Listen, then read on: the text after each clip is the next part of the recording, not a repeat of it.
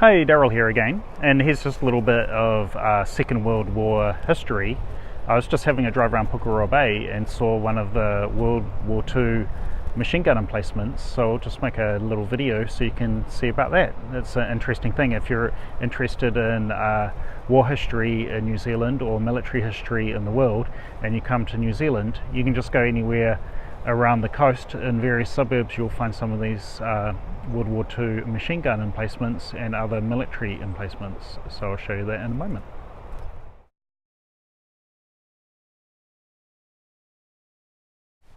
So I'm just at the beach here, and if you just look down here, just by the road and by the bridge, there's a concrete emplacement.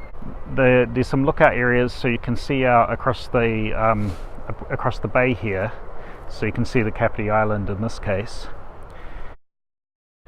These were operated by the Wellington Regiment 3rd Battalion, and there were 28 of these around these machine gun emplacements around the Wellington area, and these were built as a response to the war with Japan during World War II. So these were built quickly. This one was built quite well because quite a lot of them are really smashed, but this one's in quite good condition. So I'm going to try and see if I can get inside and take some pictures.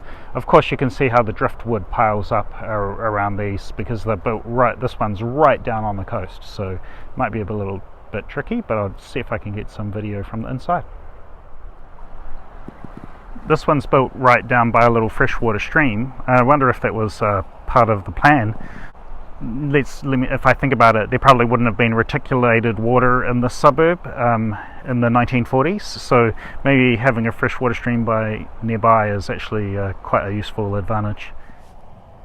This might be the way that you get in. It looks pretty claustrophobic because it's full of gravel down at the bottom here, so I'll see if I can get around from the other side. There's quite a few footprints down here, so it looks like people have been in this way, so we'll just sneak in. Let's have a look. Oh, hello. Oh, someone's put a note here. Oh, someone's put a kind of a hide and seek obstacle course thing here, and there's a clue to the puzzle. Oh yeah, so we can see inside, and it's filled up with gravel. I assumed that initially this would not have been filled up with gravel because it's just that this fills up when the tide comes up. Stones washed in. Oh yeah, it's in good condition, so I'll just move up so you can see out. So you can see through these viewports here. These have got good angles on them, so you can move around and get a view from different angles, so it works quite well. And there's quite a few of these down the sides, and the very big slide at the end for the main machine gun, I would imagine. Some of these could be used for sighting, I guess, so a little bit interesting. World War II never actually was fought in New Zealand as far as I know. I don't recall there ever being any battles in New Zealand per se. You can see there's bits of whatever's washed up from the sea in here. Oh wow, that's quite good. I suppose it's another entrance there. There's metal loops in the ceiling there, so that's interesting too. And here there's someone's made their own machine gun out of a piece of wood. Maybe somebody was playing down here. And there's bits of timber still in here. Look at that bit of timber still there. It hasn't rotted away, so that's pretty amazing. And there's the slot there. So if I move up so we can get some better light. Oh yeah, look at that. You can see out to Kapiti Island there, and you can see right across Pukerua Bay down to Paekakariki.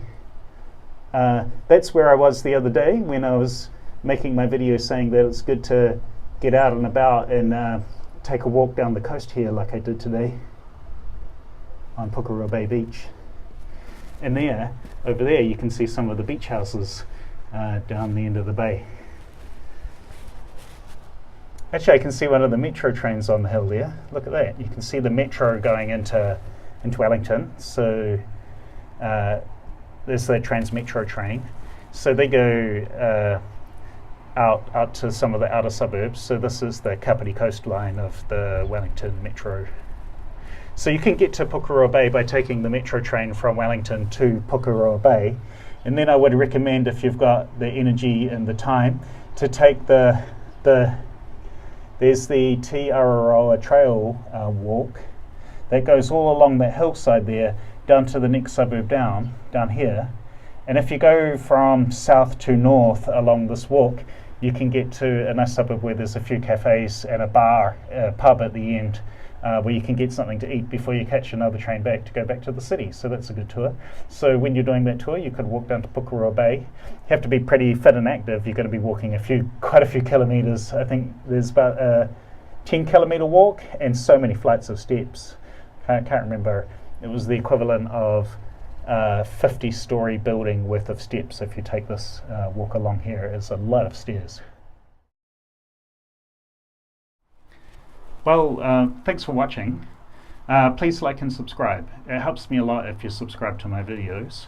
I'll be able to go out and take some more videos like this, show you some of the area around Wellington, and if you want to find some more information, if you want me to answer a question for you, please comment. I can reply to the comments. And again, it really does help me if you subscribe to my videos. Thanks very much for watching.